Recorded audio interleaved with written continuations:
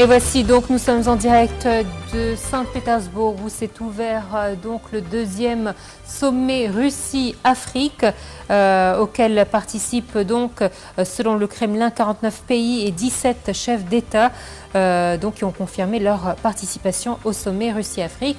Vous avez vu donc la séance inaugurale il y a quelques instants et à présent nous attendons donc l'ouverture des activités de ce sommet.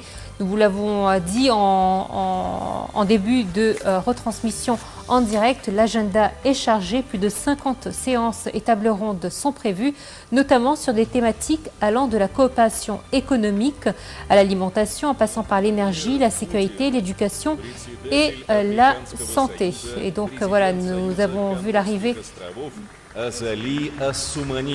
Президент, председатель Совета директоров Африканского экспортно-импортного банка Бенедикт Арама, президент нового банка развития Дилма Роусеф, патриарх Московский и всея Руси Кирилл, модератор пленарного заседания, директор Института Африки Российской академии наук. Institute of Russian Academy of Science, Irina Obramova.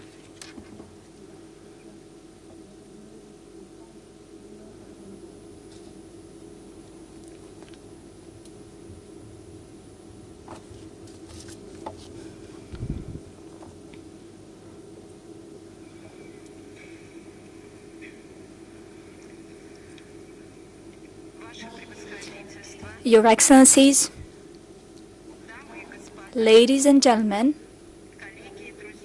dear colleagues, dear friends, we begin the plenary session of the second Economic and Humanitarian Forum, Russia-Africa. I give the floor to President of the Russian Federation, Vladimir Putin.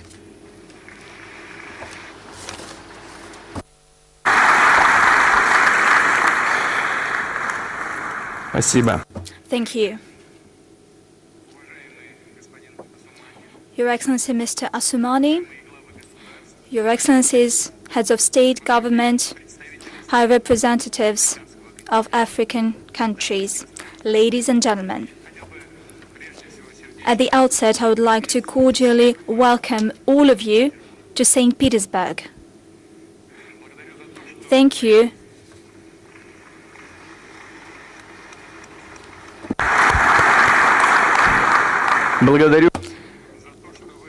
I thank you for accepting our invitation to visit us.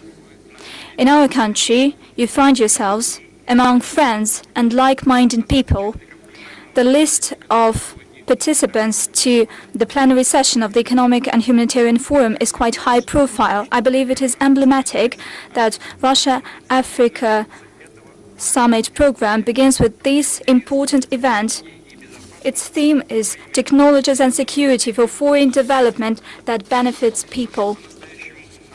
And it sounds indeed relevant. Certainly, we will discuss the whole range of financial, trade, investment, educational, and social agenda items in connection to the dynamic changes that are happening in the world in digital and information area. At the same time, the main focus would be on strengthening the prosperity of our citizens, improving their living standards, and addressing urgent issues. Let me note that the sectoral sessions of the forum on energy, logistics, transport, agriculture, finance, healthcare provide a platform for many useful and constructive discussions. Promising ideas and proposals are being considered on new mutually beneficial joint projects, specific practical arrangements, and commercial contracts. Africa's potential is clear to everyone. For instance, average annual GDP growth rate of Africa over the past 20 years, 4.5% per year, has exceeded the global rate. The population is moving closer to 1.5 billion persons. It is moving faster than anywhere in the world. It is significant that the increase in middle class that shapes the main demand for modern trade in demand for modern goods and services outpaces similar indicators in the majority of regions. Russia, namely its officials, business community, and the public, is sincerely interested in further deepening versatile trade and investment, as well as humanitarian ties with Africa, which meets the demands of all our states. It helps bring about sustainable growth and prosperity. Let me note that following last year, Russia-Africa turnover reached 18 billion USD. This is one of the clear results of Sochi Russia-Africa Summit. I'm confident that together we can, in the near future, increase trade more drastically. And by the way, over the past 6 months of this year, the volume of export-import operations with African countries has increased by more than a third. Structure of trade looks pretty good. Over 50% of Russian supplies to Africa are machines and equipment, chemical products, as well as food. We understand the importance of seamless food supplies to African countries. It is important to ensure social and economic development and to maintain political stability. That is why we have always paid special attention to supplies of wheat, barley, corn, and other grain to our African friends, including as part of a humanitarian assistance within the UN World Food Programme. Dear friends, numbers speak for themselves.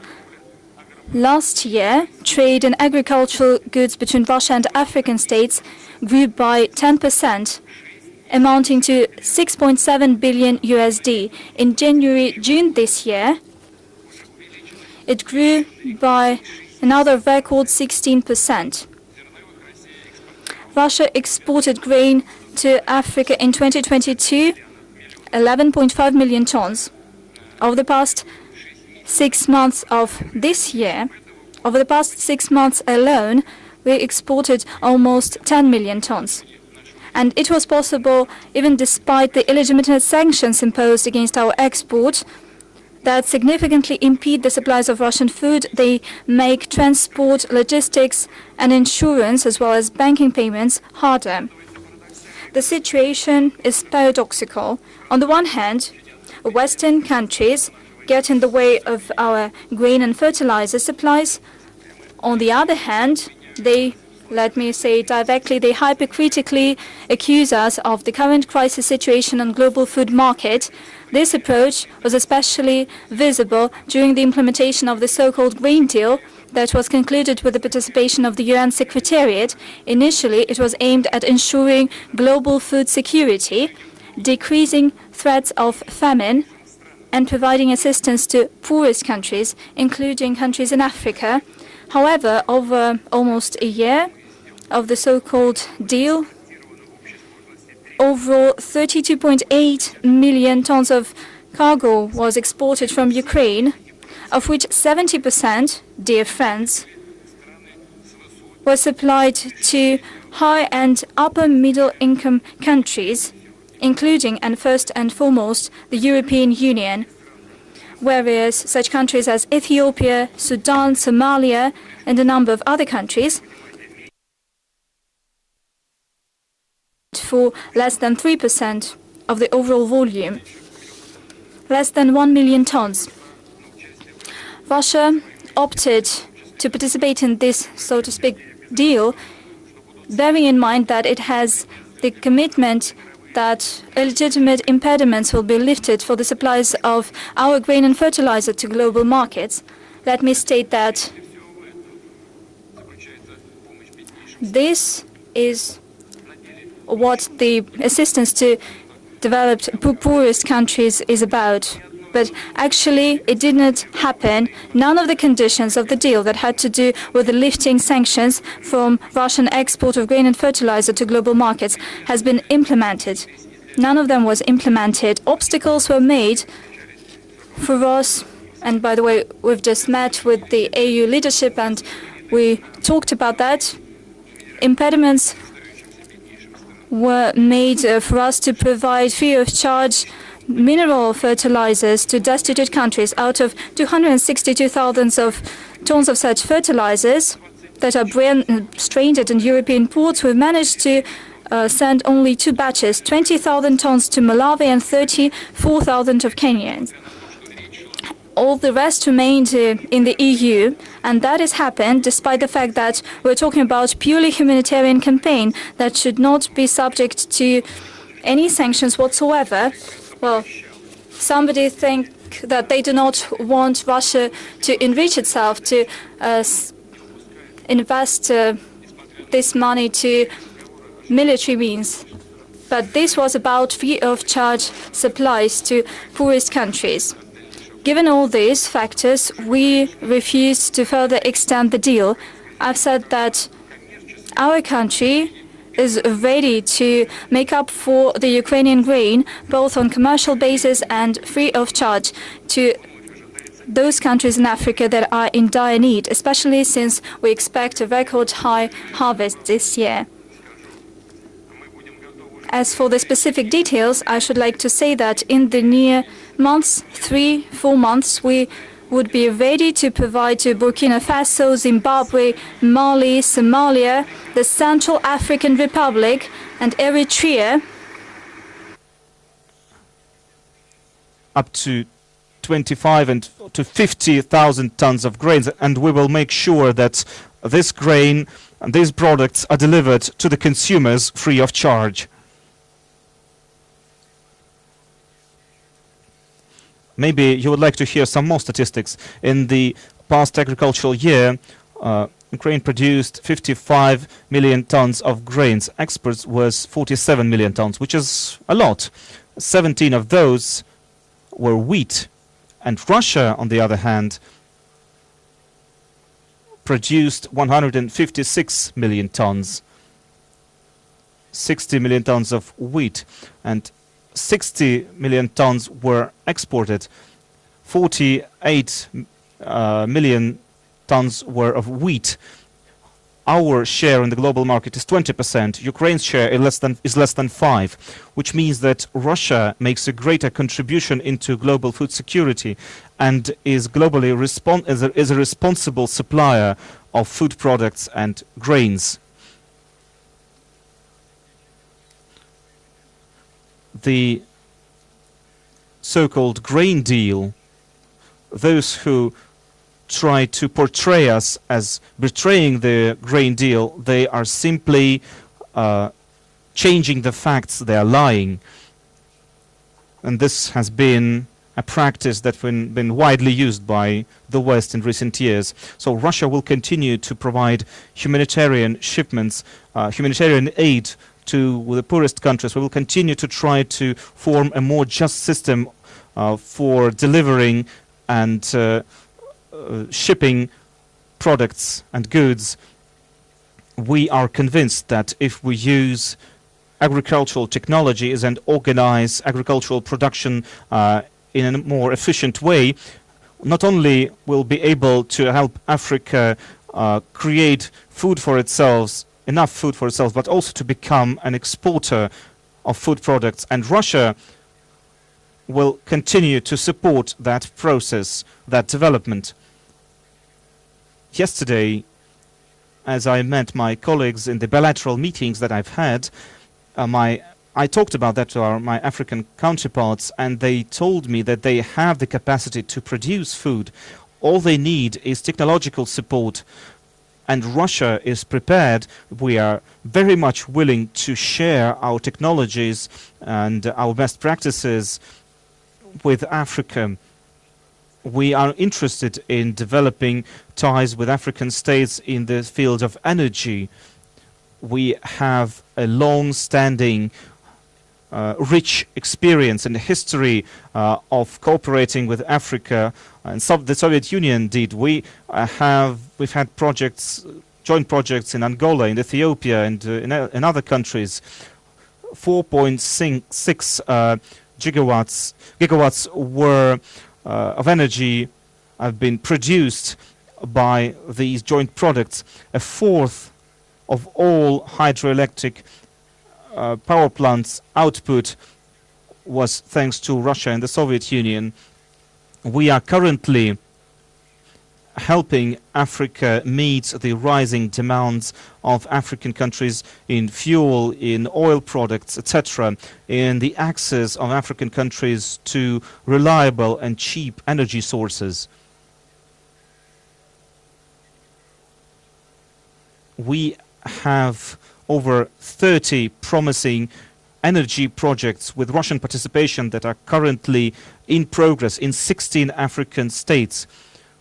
The overall capacity of the energy projects that are currently in work right now, in progress, is 3.7 gigawatts. Rus Kidro company is currently cooperating with African countries, including as well as Lukoil, Rosneft, Gazprom. They are working on various energy projects in multiple African countries. The exports of crude oil increased by 2.6 times in the past few years. Rosatom is currently constructing the Dabar nuclear power plant in Egypt. Russia is ready to provide its unique experience to Africa, as well as its state-of-the-art ways of using peaceful atom in agriculture, in healthcare, etc. Russian-African industrial cooperation is also on the rise. Our industrial production, including cars, vehicles, machine-building equipment, are very much in demand on the African continent. It is very reliable, easy to use, and cheap. In Africa, there are service centers to help Africans use and maintain our products. We provide help to deliver our products to Africa. Loans and investments programs exist to help African countries with loans and leasing of. There's a special investment fund to help finance infrastructure projects. In Egypt, for example, as I spoke about that with my friend President El-Sisi yesterday, we're going to launch a Russian industrial zone near the Suez Canal.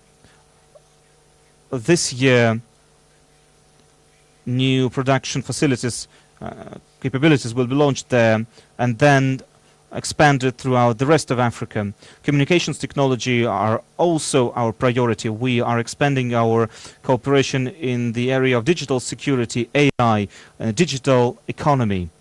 We have good experience in using and creating and using digital technologies in taxation, in property rights, in providing state services to citizens and legal entities. We could help African countries in launching similar systems and are always ready to share our progress in these spheres. To help expand the entire range of our economic ties, it is important to move to transactions in national currencies, including the ruble, which is why we are ready to help the African countries to develop their financial infrastructure and help their banks to become part of the Russian-made system of financial transactions and communications, which will allow to make trans-border payments, notwithstanding various restrictions that were created by the West. It will help us to increase the safety of mutual transaction, and Russia is reorienting its transport and logistical flows towards the states of the global south, including Africa, of course. International transport corridor north-south that we are developing now has the aim to allow Russian commodities to enter Persian Gulf and Indian Ocean, from where they will be able to travel by sea to the African continent, among other places. And of course, this corridor can be used in reverse as well, to supply African commodities to the Russian market. And joining this transport corridor with Africa and launching regular navigation for the cargo ships, that's what we are looking for. Launching Russian transport and logistics center in one of the ports in Africa would be a good thing, a good start for this joint effort. Providing wider coverage of the African continent with direct flights, we deem it important. Participation in the development of the African railroad network. These are the goals where we propose to our African friends to work together on. Russia is interested in developing multi-layered ties with all the regional and integrational associations and structures. For example, we stand for having cooperation between the Eurasian Economic Union as the largest integrational project where Russia is a member, an African continental zone of free trade that is created within the African Union. We are ready to share our integrational experience with the African Union and of our experience of the Union states. We're going to have a working business lunch with the heads of state that are presiding over major regional organizations in Africa and heads of the executive bodies of these organizations. We can share our proposals on such important issues as lifting restrictions with the one market, functioning of the free trade zone, coordination of the farming, industrial, and other kind of policies. I'm convinced that this kind of cooperation and complex, both bilaterally and multilaterally, will allow us to have new quality and quantity if we speak about ties with Africa. And I would like to direct your attention to the fact that cooperation in economic and humanitarian areas was proved by the intergovernmental commissions. But only 1/3 of the countries on the continent have such commissions with Russia, 18 out of 54. And in this regard, we suggest those countries who are not yet covered by this program to think about creating such commissions with us. We are willing to do that, and we deem it useful to do that, and we are ready to expand the network of Russian trade representations in Africa to increase the staff of the economic advisors on farming, education, science, and information communication technology. Dear friends, we plan to continue to pay attention to strengthening cultural, scientific, educational, sport, and youth exchanges between Russia and African nations. In this regard, our country can offer a lot, and traditional area of the Russian-African cooperation has always been training of the highly qualified personnel.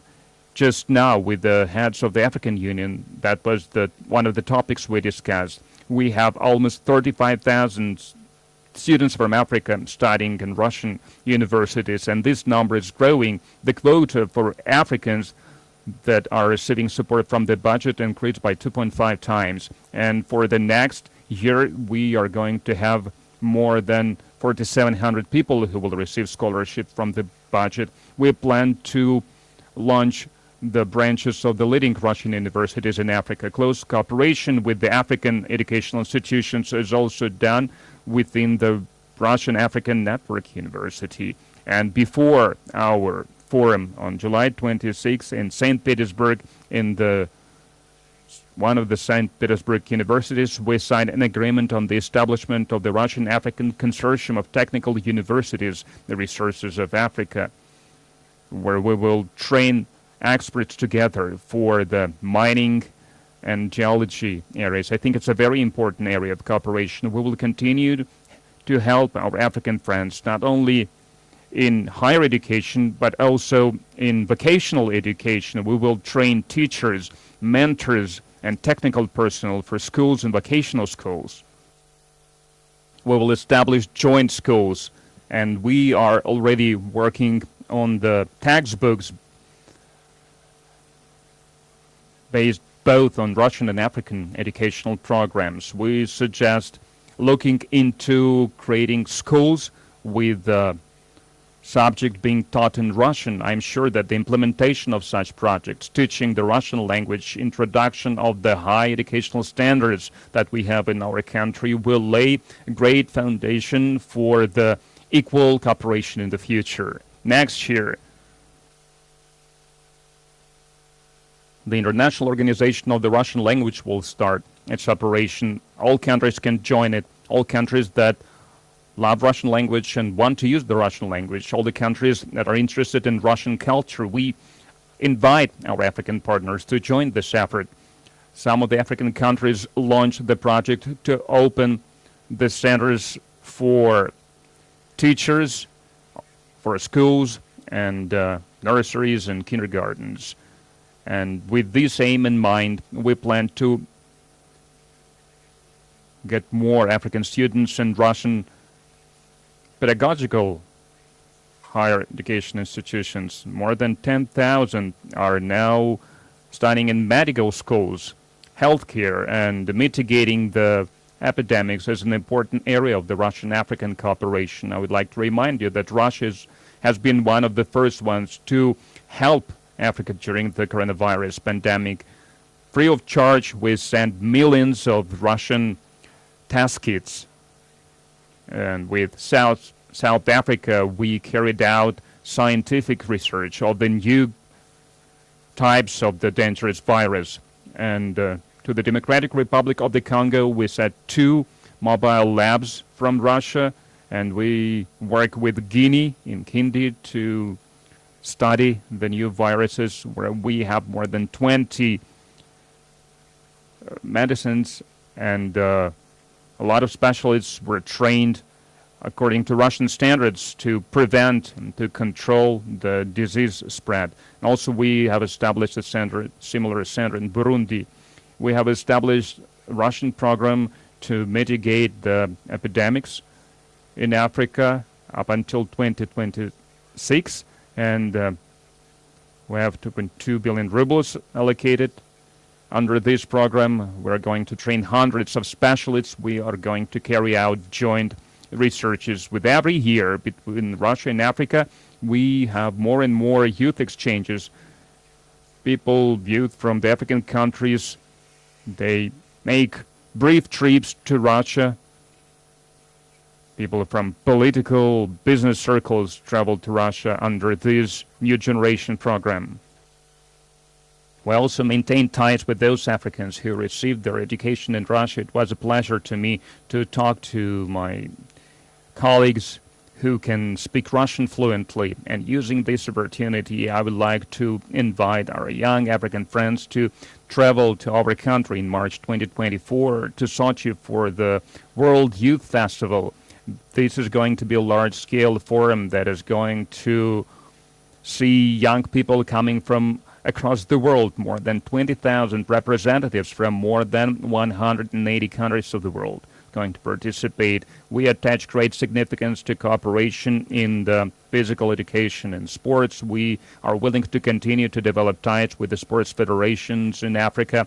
We suggest to cooperate more actively along the physical education universities in Russia and Africa to carry out exchanges, volunteer programs, to organize joint competitions between our national teams and universities. We invite the African athletes to participate in the International University College Sport Festival in Yekaterinburg in the Urals, and the Games of the Future that will be held in February, March 2024 in Kazan, and are going to be a unique combination between the sport disciplines with the most popular video games and other technology devices. This new format will combine classic and innovation disciplines.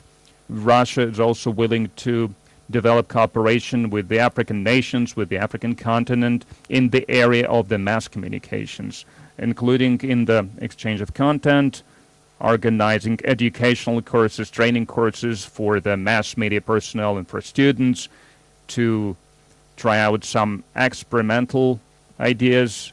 We are now working on launching the leading Russian media in Africa, Россия сегодня, TASS, RT Network, Российская Gazeta Daily, and we want to create the shared information environment between Russia and Africa, where the audience will receive unbiased information on what is happening in the world today. And in conclusion, I would like to emphasize one more time that Russia is sincerely interested in continuing developing and deepening the cultural and economic cooperation with all the countries in Africa. I am confident that this forum and all the meetings, all the round tables, all the negotiations within this forum will be useful and will help us to achieve all the shared goals that we have, common goals that we have. Thank you for your patience and for your attention.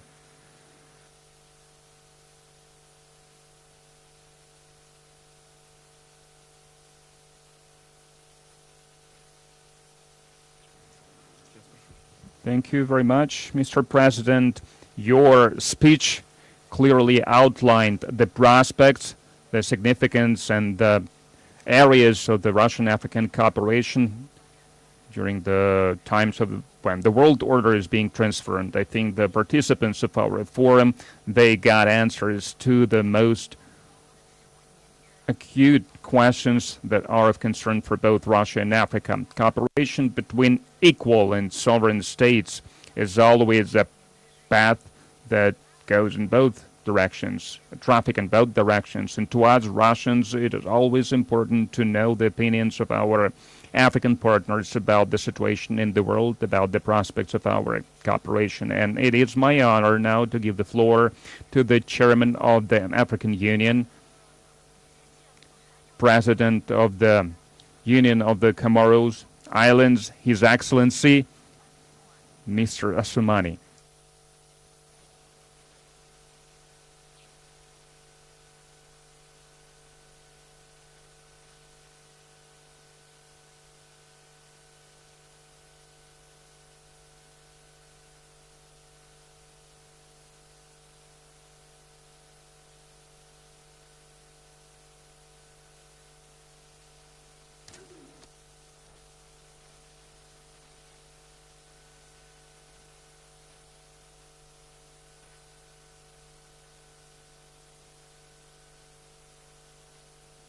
Président de la Commission de l'Union africaine, Excellences, Mesdames et Messieurs les représentants des autorités de la Fédération de Russie et de la ville de Saint-Pétersbourg, distingués invités, je suis honoré de porter aujourd'hui la voix de l'Union africaine à ce deuxième sommet Russie-Afrique de Saint-Pétersbourg.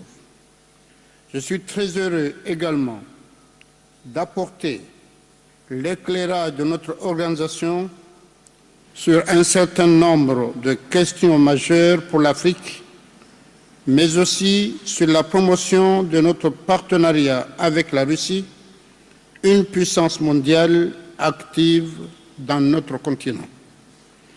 Mais permettez-moi tout d'abord d'adresser mes remerciements les plus chaleureux au nom de l'Union africaine et à mon nom personnel aux autorités russes pour la qualité de l'organisation de ce sommet et pour l'accueil chaleureux et exceptionnel qui nous est réservé dans cette merveilleuse ville de Saint-Pétersbourg.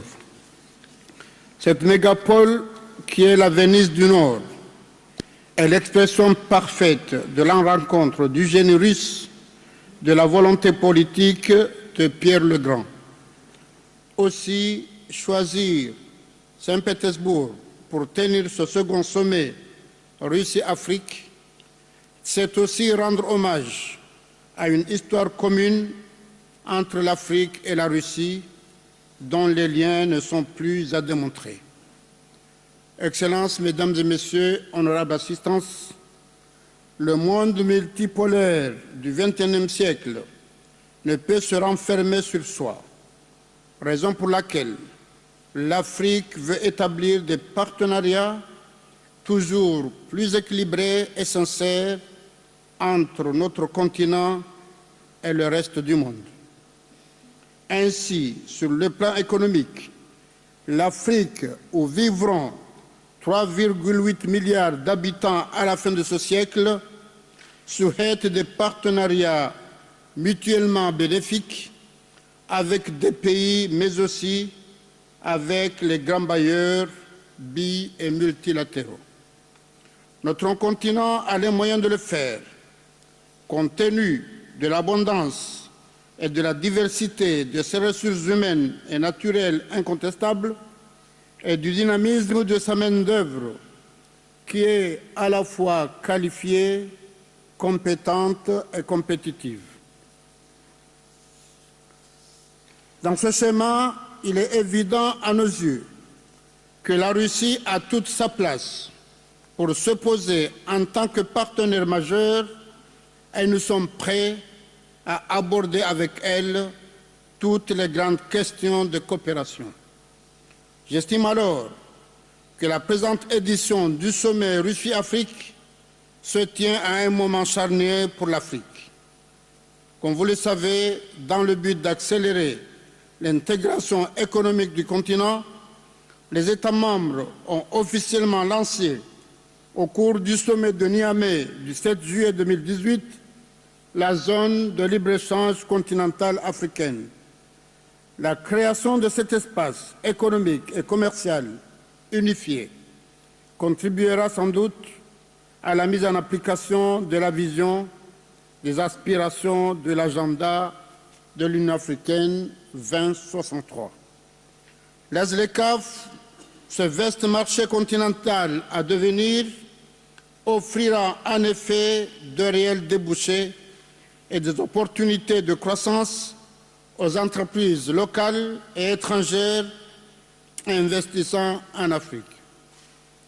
Mais pour qu'elles puissent atteindre pleinement ces objectifs, nos partenaires doivent aussi s'adapter résolument aux priorités du continent, déclinés en des projets phares contenus dans l'agenda 2063 de l'Union africaine.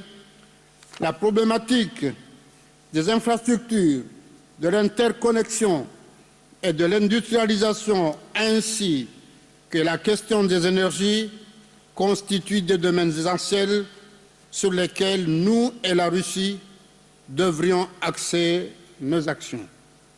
Il est donc plus notre approche pour construire un partenariat stratégique à même d'accélérer la diversification de nos économies. C'est d'autant plus qu'elle se caractérise par une prédominance à l'exportation des matières premières, à transformer et à industrialiser afin de favoriser la création d'emplois durables au bénéfice de nos populations, mais particulièrement de notre jeunesse.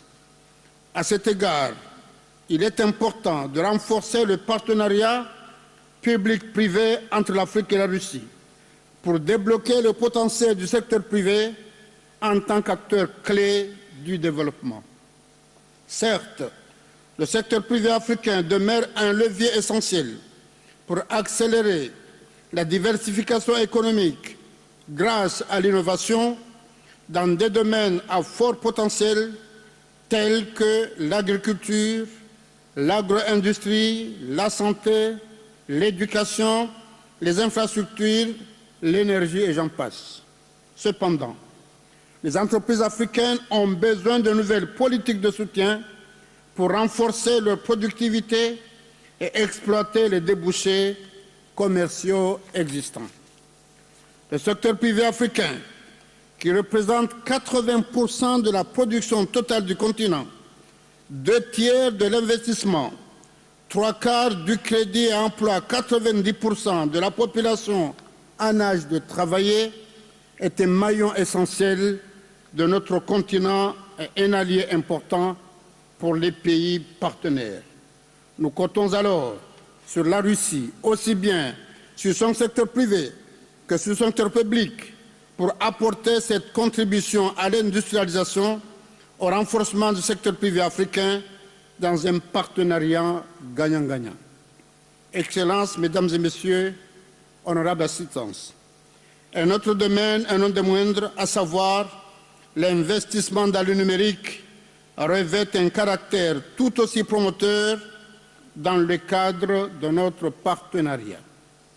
En effet, la révolution numérique offre une excellente perspective au continent pour accélérer sa participation dans la 4e révolution industrielle et tirer le meilleur parti des opportunités économiques et sociales qui en découlent.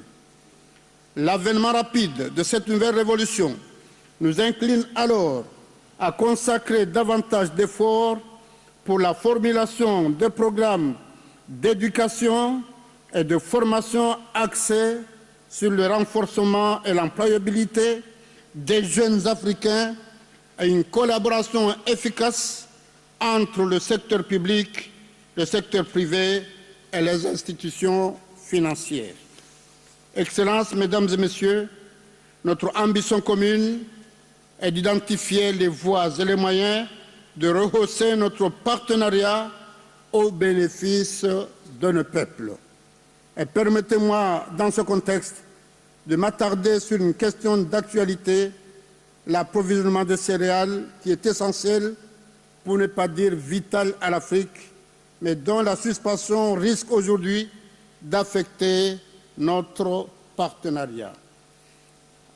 La Russie est un partenaire stratégique pour l'Afrique, avec une contribution significative dans la réduction de l'insécurité alimentaire.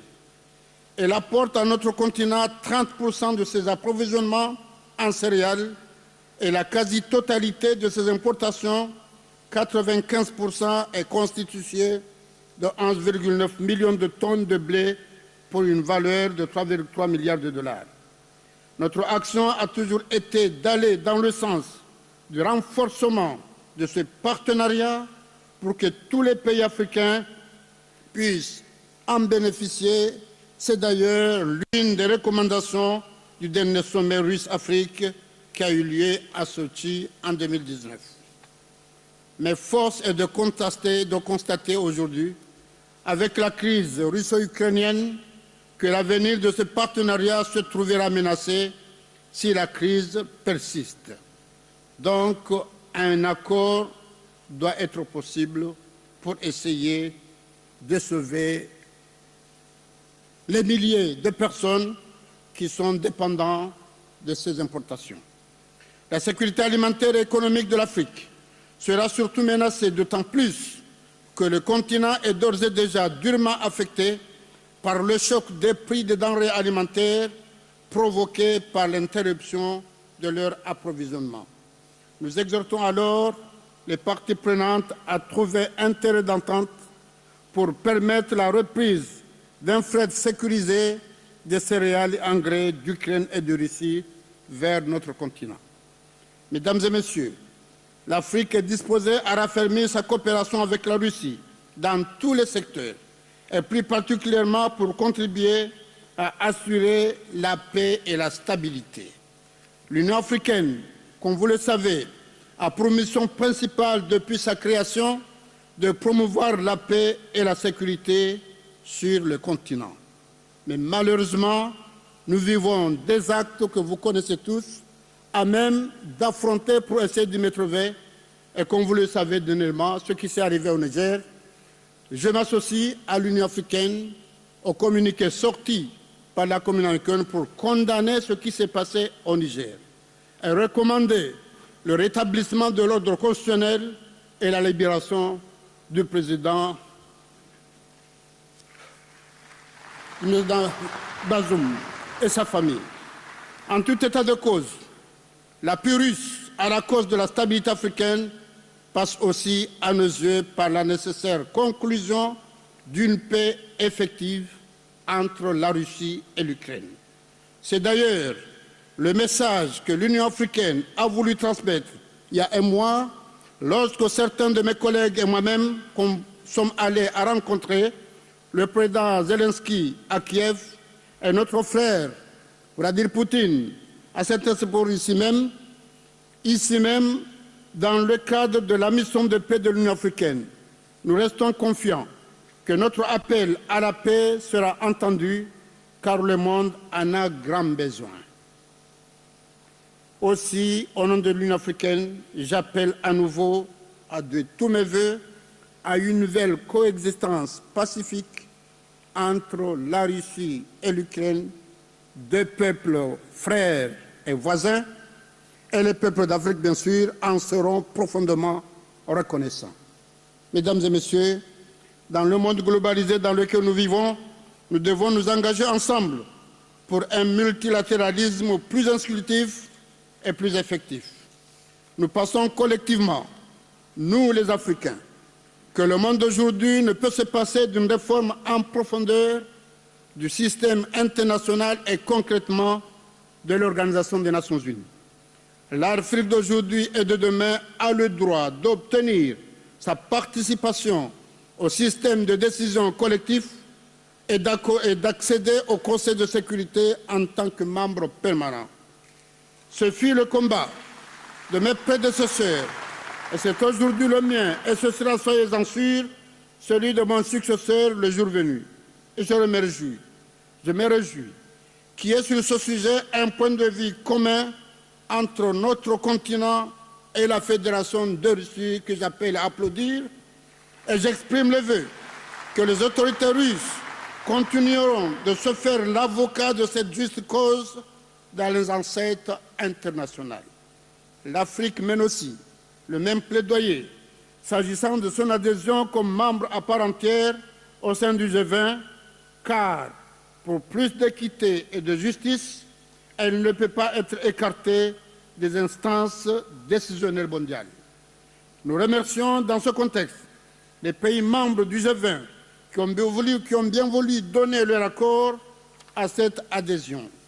Excellences, Mesdames et Messieurs, ce deuxième sommet Russie-Afrique nous offre une réelle opportunité de développer une meilleure compréhension de ce que nous devons faire ensemble pour favoriser l'investissement afin d'exploiter au mieux le potentiel énorme dont regorge l'Afrique avec tout l'appui que la Russie peut nous apporter. Je souhaite alors que les présentes assises permettent de formuler des recommandations opérationnelles pratiques pour renforcer le partenariat public-privé entre la Russie et l'Afrique. Il m'aurait fallu disposer encore de plusieurs pour vous dire combien notre continent croit à la vertu de la coopération russo-africaine dans la dignité et le partenariat mutuel.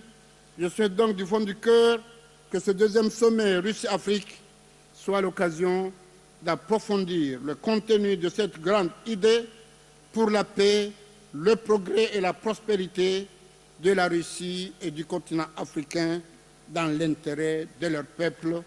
Je vous remercie.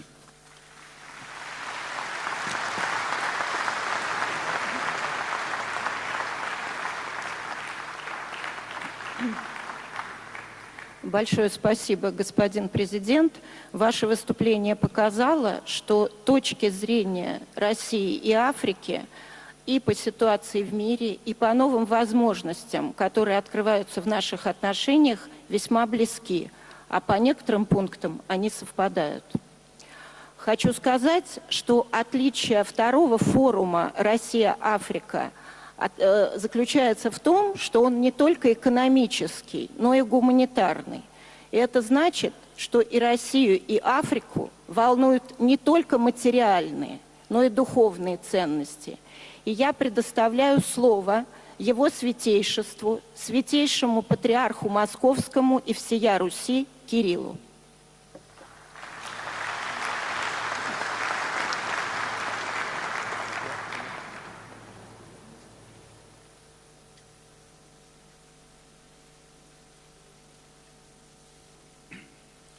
Ваше превосходительство, глубоко уважаемый Владимир Владимирович, президент Российской Федерации, Ваше превосходительство, уважаемый господин Азалия Сумани, президент Союза. Asumani, President of the Union of Comoros, esteemed leaders and high representatives of African countries. I would like to extend my warm greetings to all of you, and I thank you for inviting me to speak at such a high-level meeting aimed at promoting cooperation between Russia and African countries. This forum is indeed a notable international event with a significant political, economic, religious, and I should also say spiritual and cultural dimension. Despite a great geographical distance between them, peoples of our countries have a good, long-standing tradition of relations. The secret behind their friendship is that Russia has never viewed the continent as a land to derive benefits from or as a target of colonization. Never has Russia spoken with the African nations in an arrogant manner from a position of superiority and power. In times of hardships, we always strived to show solidarity and offer help. When African countries were going through a difficult time, fighting for their independence and self-determination, Russia tried to actively support them and later worked together with them at building up a peaceful life and developing many infrastructure projects. It's wonderful that such cooperation continues to this day. Our mutual good feelings are time-tested and based, among other things, on our shared understanding of fundamental tenets underlying human life and our deep commitment to the imperishable moral values. Being faithful to traditions, seeing family as a union between a man and a woman, loving and respecting one's own history, striving for goodness and justice, all these essential principles of our civilization are of overriding importance to people in both Russia and Africa, who also cherish their spiritual and cultural identity. These principles are so important to us that we are ready to uphold and defend them. And sometimes defending them means acting in rather adverse circumstances. Over the past several decades, the world has undergone radical changes. It refers not so much to the political map, economic processes, or technological progress, as to that dangerous spiritual and moral climate which is being created through active and even aggressive efforts of many Western countries. Moral relativism, the cult of profit and consumption, freedom misinterpreted as all permissiveness, a threat of destruction facing the institution of traditional family. These are just a few of the adversities we face because of the system of values, or rather anti-values, imposed by certain forces in the West. For their adoption inevitably leads the humanity to cultural and spiritual degradation. Thank God, it is seen as a serious hazard not only in Russia, where laws are being adopted with the view of shielding society from propaganda of a culture alien to us and from trends that are unwholesome relative-wise, but in African countries as well. I know that despite colossal pressure, the overwhelming majority of African countries strongly oppose legislative legalization of so-called same-sex unions, euthanasia, and other sinful doings. Undoubtedly, our stance on these matters is what brings us closer together. We act based on the same fundamental principles, and therefore we are always happy to meet with those who share our ideas. It is wonderful that Africa plays an increasingly important role in international relations, as it evidenced by the African countries' peacemaking initiatives and their active involvement in resolving continent-related and global problems. It is my conviction that together, Russia and Africa will be able to offer to the world a constructive model of international relationships based on honesty and justice. Unfortunately, not everyone in the international community is ready to engage in equal dialogue today.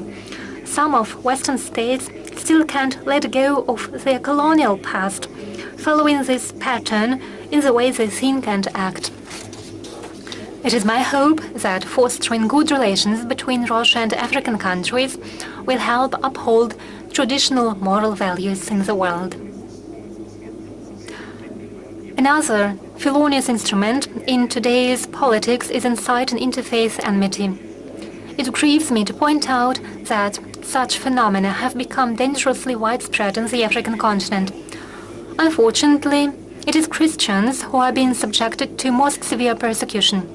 Taking this opportunity as the primate of the Russian Orthodox Church, I earnestly and with a heavy heart appeal to all those who have means and real authority to influence this tragic situation to do everything within their power to defend persecuted Christians in Africa.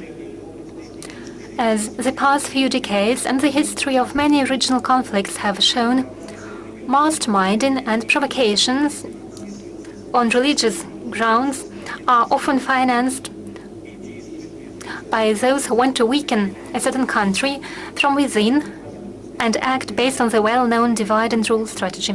It is vital to prevent any attempts to stir up an interfaith hatred, especially considering multi-confessional and multi-ethnic nature of most African countries. Cultural and ethnic diversity is what every country needs to cherish as treasure. In this regard, Russia, I strongly believe it, has valuable experience accumulated over the centuries, which it is willing to share. We are a country of more than hundreds of nationalities. Harmoniously coexisting here are representatives of different religions and confessions, such as Orthodox Christians, Catholics, Protestants, Muslims, Jews, and Buddhists. Living side by side with one another, we freely profess our faith and cooperate in educational, human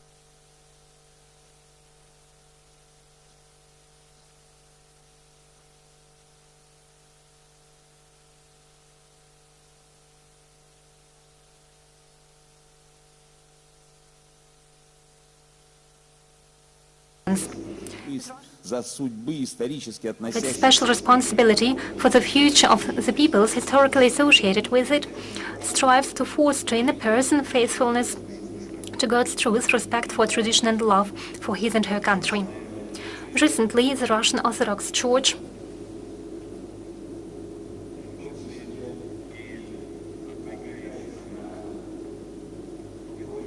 particularly in response to the appeals of Russian believers in Africa, in order to make sure that we can guide Orthodox people in Africa, we established the exarchate of the Russian Orthodox Church on the African continent. At the same time, there is nothing unprecedented in the Russian Orthodox Church's presence in the African land. First Russian parishes were opened on the continent as far back as the 19th and early 20th century. In Abyssinia, today's Ethiopia, Russian churches were built in 1889 and 1896. In Egypt, a permanent parish of the Russian Orthodox Church was set up in 1914. Following the revolution in Russia, with more and more people fleeing the country, new parishes started opening in Africa. In 1920, a church was consecrated in Tunisia. In 1922, a parish was established in Algeria. In 1927, Russian Orthodox parishes appeared in the territory of Morocco. And in 1998, I had the honor to consecrate the first Russian church in South Africa. In my capacity as chairman of the Moscow Patriarchate's Department for External Church Relations, and then as Patriarch, I visited 18 countries on the African continent from 1971 to 2016 in the south, north, east, west, and in central regions. My meeting with Mr. Nelson Mandela in his house in the early November of 1990 was particularly important to me. That year he was released from long-term imprisonment, and it seems to me that I was the hero house. Mr. Mandela asked me to convey to the Soviet authorities his gratitude for their decisive role in supporting and providing him with everything necessary for fighting against the apartheid regime. As you know, in 1994, he became president of South Africa, and I have best memories of this person who really has done so much to liberate the world in general from apartheid, to make sure it is not considered as something that we can tolerate. To our deep regret, in 2019, the primate of the Greek Church of Alexandria, Patriarch Theodoros, definitely acting under external pressure, made a decision to recognize a schismatic organization in Ukraine. Those deplorable events, let me reiterate, prompted the Russian Orthodox Church to establish in November 2021 the Patriarchal Exarchate of Africa. It was our thinking that the Patriarch of Alexandria could in particular represent the entire Orthodox Church on the African continent, However, he was guided by some Western forces, and he created a new schismatic Orthodox group. Therefore, we had to respond to this step, and therefore we made the decision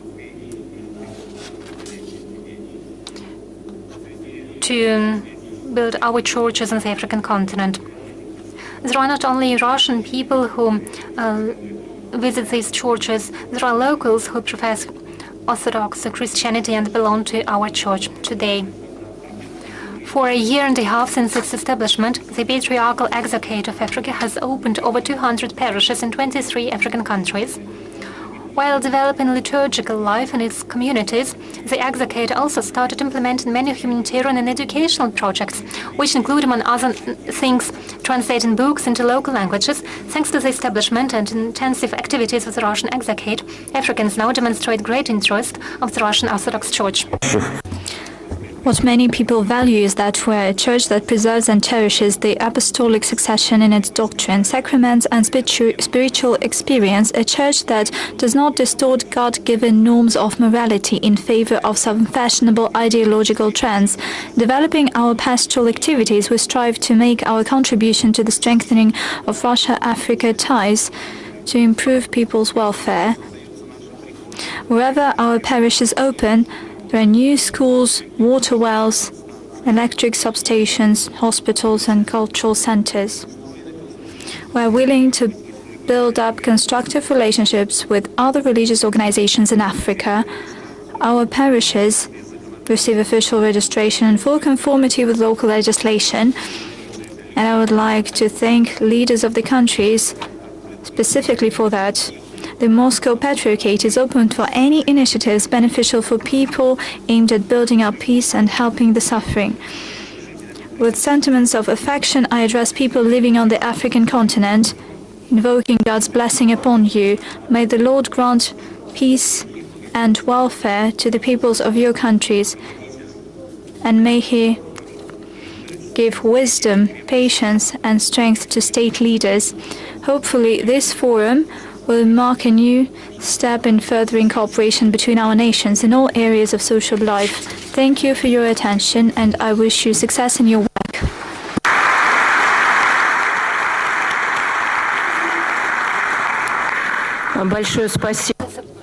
Thanks a lot, Your Holiness. Thank you for your statement.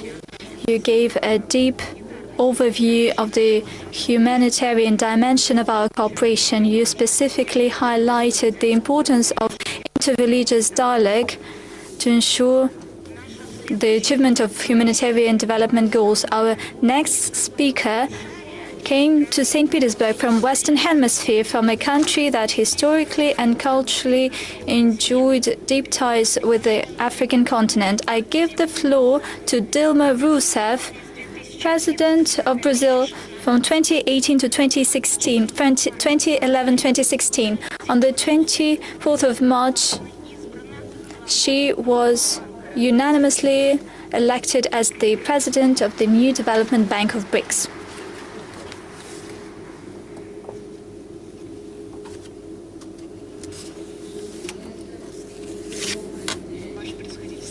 Your Excellency, President Vladimir Putin of the Russian Federation, Your Excellency, President of the Union of the Comoros and Chairman of the African Union, distinguished heads of state and government, ladies and gentlemen,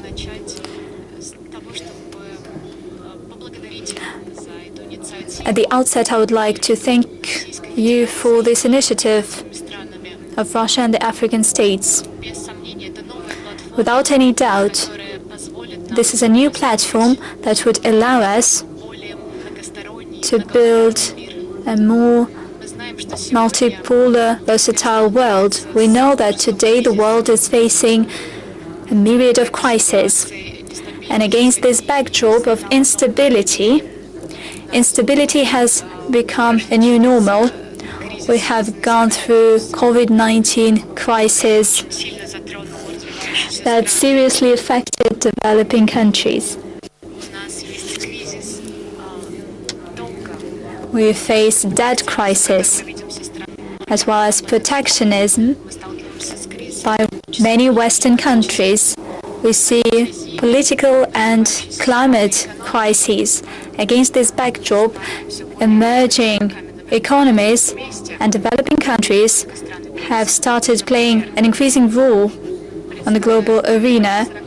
BRICS represent over 40% of the global population. They account for over a quarter of global GDP.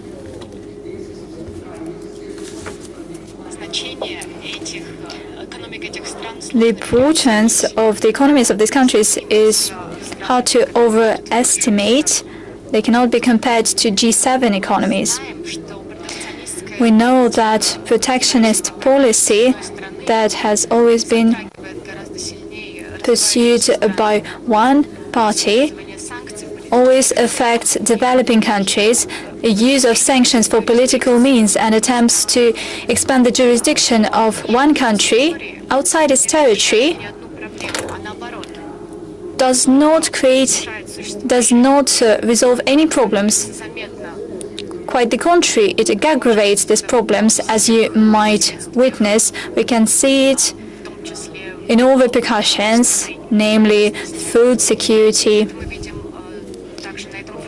We also witness it at the current forum that discusses both economic and humanitarian issues. The BRICS New Development Bank,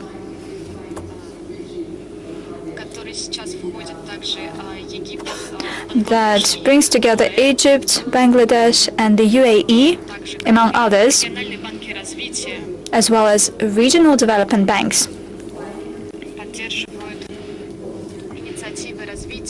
Our institution supports the development initiatives of developing countries all over the globe. They can count on an agreement on using national currencies in trade operations. That is a strategic instrument, a strategic tool, as we try to strike a balance of forces and as we seek to build a more just and multipolar world order. The New Development Bank was established only 8 years ago, in 2014, during BRICS Summit in Fortaleza. I had the honor to attend the opening ceremony together with President Putin. Since this bank was established by the will of 5 countries, this bank is often called the BRICS Bank, but certainly it has grown bigger. It is not confined to these 5 countries. The New Development Bank seeks to accumulate resources in order to help logistics and infrastructure projects in various countries, in order to help develop energy, social infrastructure, building schools, opening universities, medical institutions, as well as to develop digital infrastructure. We know that the 4th technological and industrial revolution would demand developing economies changes in a way that they need to participate in the new way of production.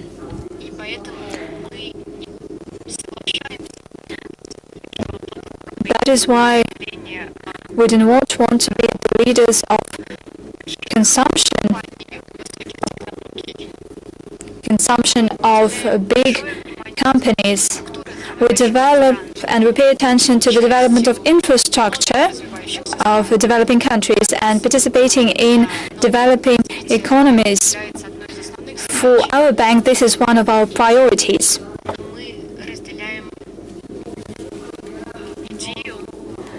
We share the view that our work should be aimed at prosperity and well-being of our peoples, at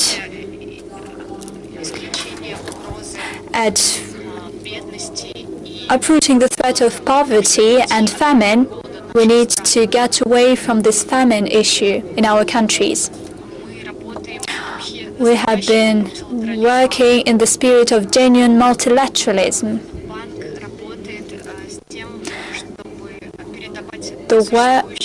The bank is working in order to pass on best practices and experience of our development. That is something that was devised by our governments. It is important to note that the new development bank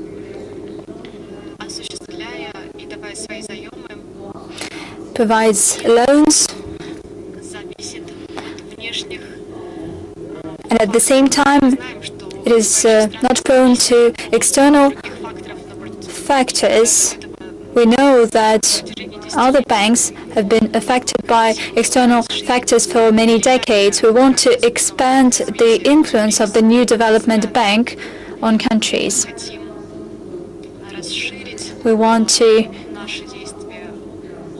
expand our activities. We want to strengthen the bank as a platform where Global South countries could develop. In this regard, developing countries of all continents, especially Africa, Latin America, Asia, are our strategic partners. We are currently expanding the number of our shareholders and partnerships, but we are also expanding the importance of our projects that we are funding. We want to increase and enhance our clout in the region. We want to have a greater and closer cooperation with all the countries that are represented in the bank. We want to seek partnerships with countries, not only work with projects, we also want to work with private sector on projects that are of special importance. We would also like to get revenues from various markets and in various currencies. That is especially important. The new development bank would get revenues in various markets and in various currencies, not only dollars and euros, but also I'm talking about various currencies of developing world. We would like to increase the number of operations in national currencies in order to strengthen local markets that are part of the new development bank. We believe it is important to increase the share of private investment. We believe that our participants should not suffer from problems that could emerge in Western markets. That is why we develop our payment systems.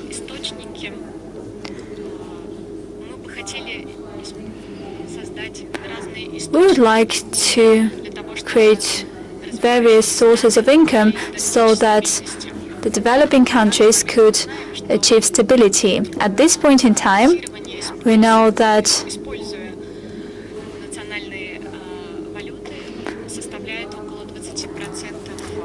national currency settlements account for 20% of all operations of our bank.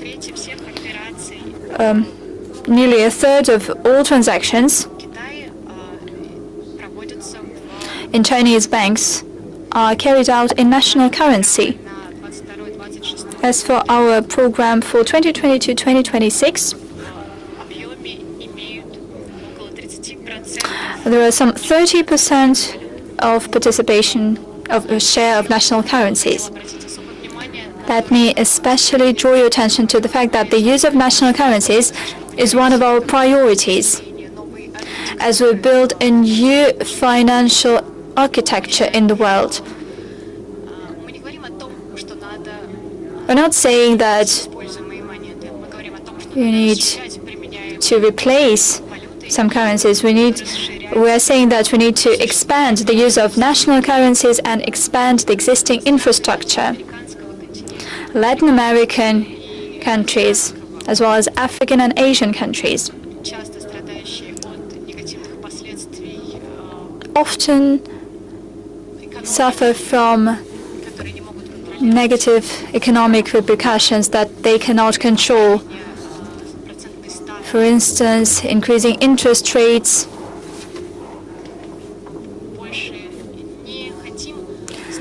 we no longer wish to be affected by the changes in indicators that we cannot control. We're just simply suffering from the repercussions. And the third aspect that is important for our bank is the development of social and economic sector and increasing social inclusivity. We don't consider it necessary to impose our vision on each and every country. We take into account various paths of development and the sovereign paths of each and every state. The new development bank wants to support projects that help alleviate social differences and social gaps and helps to increase the social and economic level of every country. Equally, we believe it is important to implement social and infrastructure projects that would benefit the respective countries. The NDB has already approved of 98% of all projects, and in total they amount to $35 billion.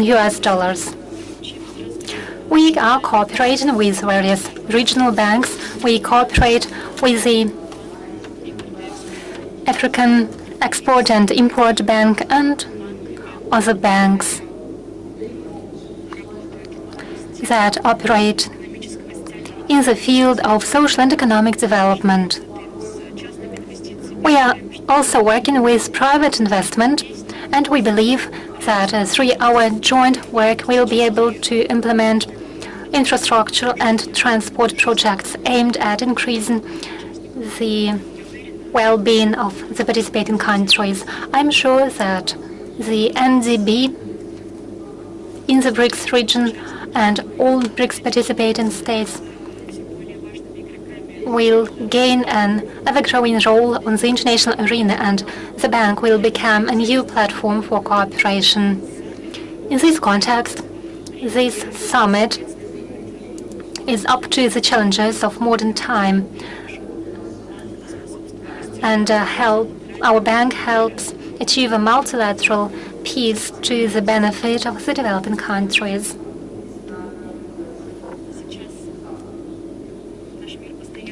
Right now, our world is changing and is facing various threats. Altogether, we can better respond to these new challenges. Where there is no peace, there is no stability. Where there is no stability, there is no development, including sustainable development. And where there is no sustainable development,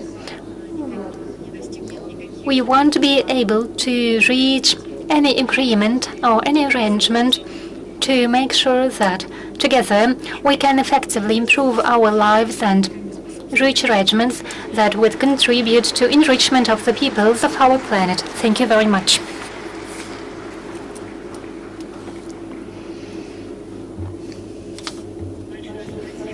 Thank you very much, esteemed Madam Rousseff, for your statement. It is clear from your statement that both Russia and Africa have many supporters in various continents. The next participant will speak for the first time on this scene. For the second time. He has already participated in the Sochi Forum, and it's not a coincidence. Russia-Africa cooperation is one of the key areas of importance today, and I give the floor to the President and Chairman of the Board of Directors of the African Export and Import Bank, Benedict Olrama. Your Excellency, you have the floor.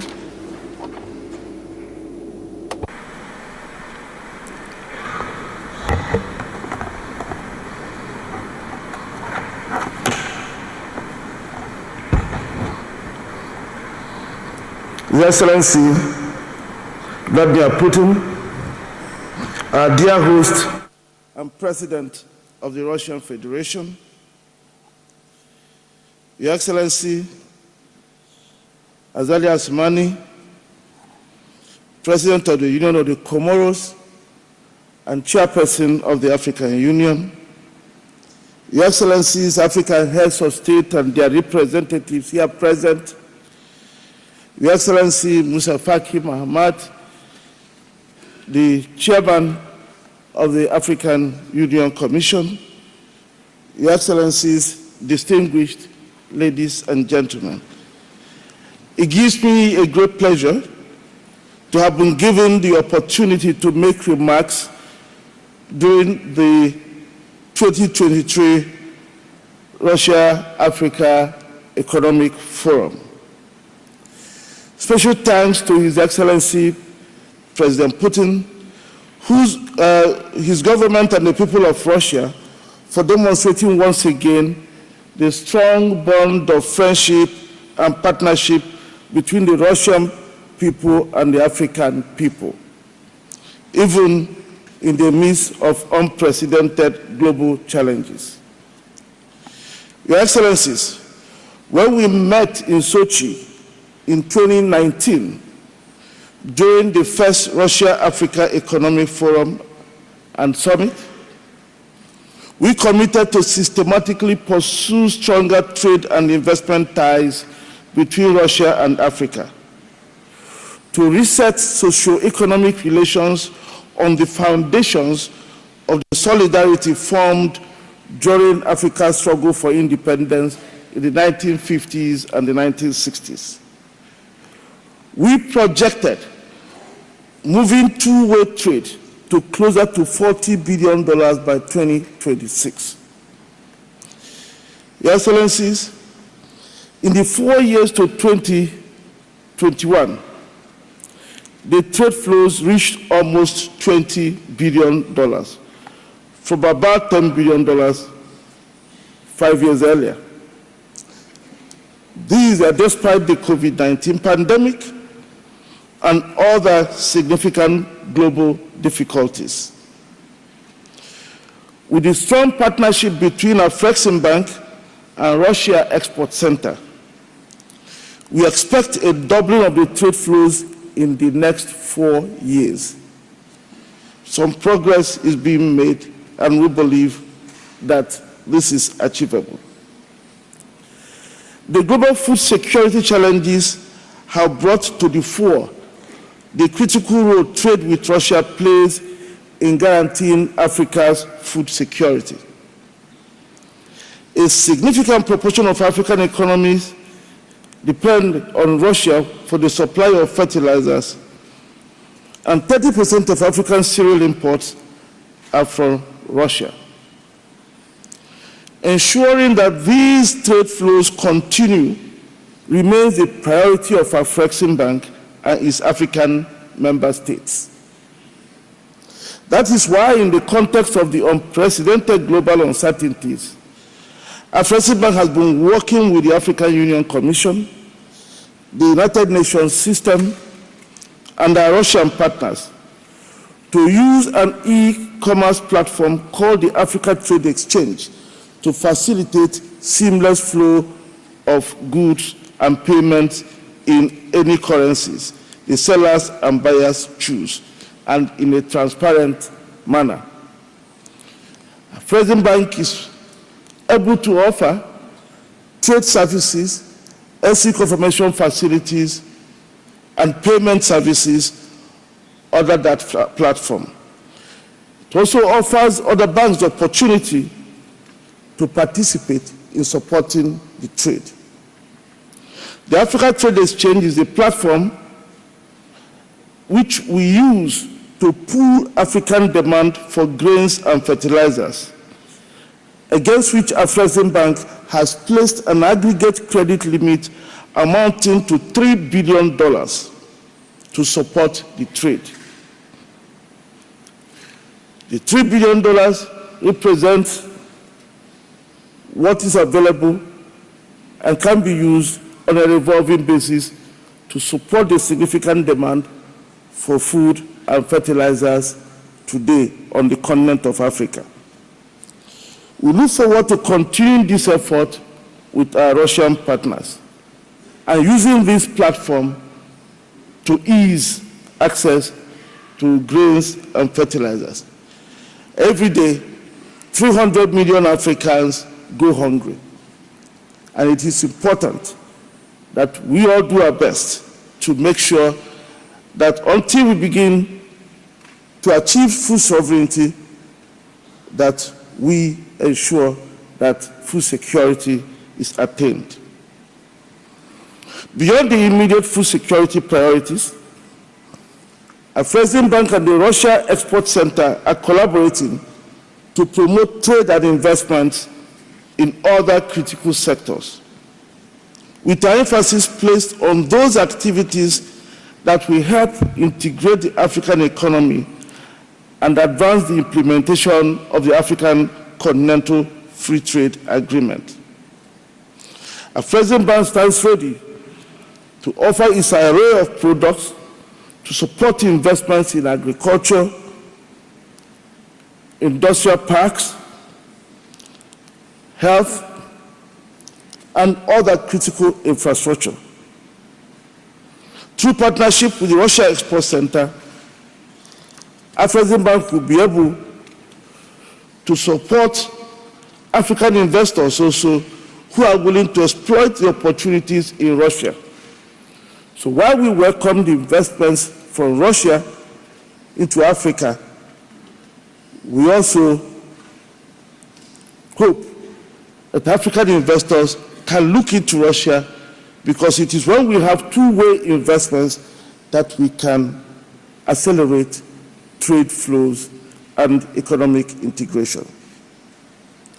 Your Excellencies, by the end of this second summit, I hope that Russia and Africa will have strengthened their solidarity, laid the foundation for rebuilding the supply chains for grains and fertilizers trade between Africa and Russia, which is today a bit broken. And this is important so the billions of dollars in the trade can continue. I was very happy when His Excellency President Putin spoke about all the arrangements being made to open new trade routes that will make it easier for this trade to go on seamlessly. I hope we also find common grounds to explore the tremendous investment opportunities in Africa opened by the African Continental Free Trade Agreement. Your Excellencies, less than 20 years ago, Russia was a net importer of food. Today, Russia accounts for 20% of world exports of grains. We hope that the new partnership we are forging with Russia under the Russia-Africa Summit will make it possible for Africa to attain the same goal in a very short time. I thank you for listening.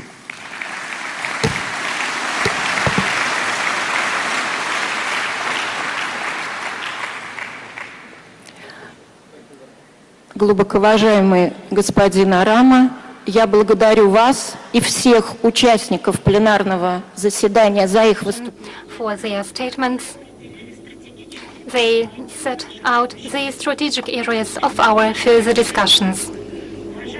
Your Excellencies, distinguished participants and guests, the plenary session is over. I wish you all a successful and efficient work. Thank you.